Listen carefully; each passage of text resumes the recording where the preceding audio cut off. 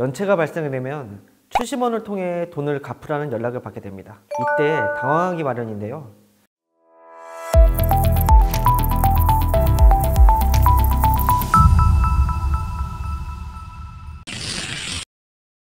안녕하세요. 신용회복위원회 박정심사역입니다. 오늘은 불법 채권 추심이란 무엇이고 대응 방법에는 어떤 것들이 있는지에 대해 사례를 통해 알아보겠습니다.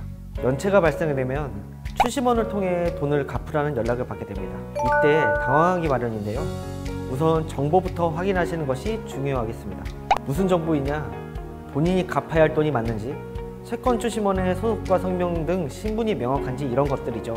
만약 채권 추심인이 명확하게 밝히지 않는다면 알려달라고 요청을 하시되 답변이 의심스럽다면 대응하지 마시고 관련 자료 등을 확보하여 금융감독원, 지자체 또는 경찰서에 알려주셔야겠습니다.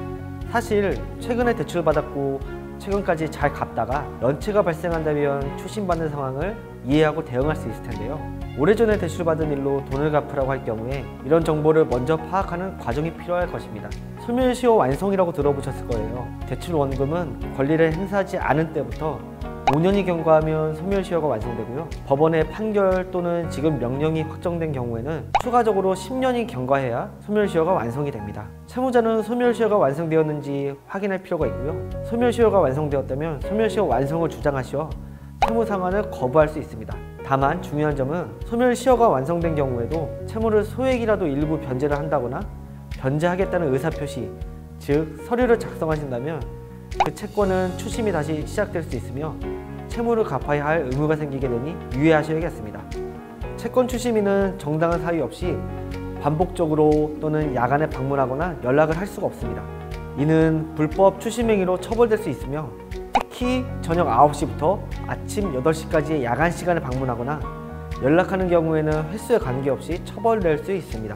금융감독원에서는 채권 추심 및 대출 매각 가이드라인에 따라 1일 2회를 초과하여 전화나 이메일, 문자메시지, 방문 등으로 채무자에게 접촉을 할 수가 없고요. 방문하려는 경우에는 사전에 채무자와 방문 일시 등을 협의하도록 하고 있습니다. 다만 계좌번호나 채무정보 등 단순 정보 안내나 채무자의 요청에 의해 안내하는 사항은 횟수에서 포함되지는 않는다고 해요. 채무자가 수신을 거부하거나 고의적으로 2회 이상 방문을 거부하는 경우에는 협의 없이 채권 추심인이 방문 가능하다고 하니 적합한 채권 추심 행위를 회피해서 발생하는 불이익이 있을 수 있다는 점 꼭 기억하셔야겠습니다. 채권 추심인이 채무자의 직장 등을 방문해서 동료들에게 채무 사실을 알리거나 가족 등에게 채무 사실을 알리는 행위, 우편물 등을 통해 제3자가 채무 사실을 알 수 있도록 하는 행위도 불법입니다. 채권 추심인이 대부업자, 대부중개업자, 미등록 대부업자, 사채업자죠. 이런 등인 경우에는 채무자가 변호사 등을 채무자 대리인으로 선임할 수 있습니다.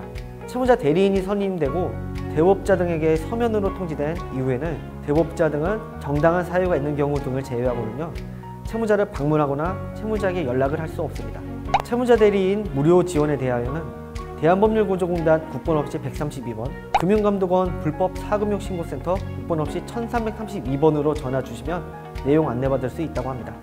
앞에서 설명드린 절차대로 점검을 해봤더니 정말 갚아야 하는 채무였다고 한다면 상환할 때에도 잘 챙겨야 하는 그런 포인트가 있습니다. 먼저 채권 추심인 개인 계좌로 입금하라고 할 경우 횡령이나 송금 지연 등의 문제가 발생할 수 있으니 채무 상환 시에는 꼭 채권회사의 법인 계좌 번호를 요청받아 상환하셔야겠습니다.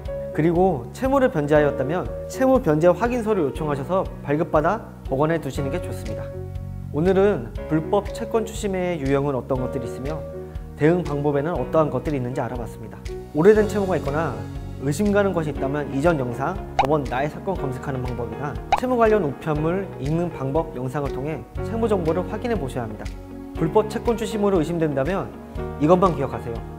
채무 정보 확인하기, 채권 추심인 신분 확인하기, 추심 과정에서 부당함이 있으면 도움을 요청하기. 다음 시간에는 더욱 유익한 정보로 찾아오겠습니다. 감사합니다.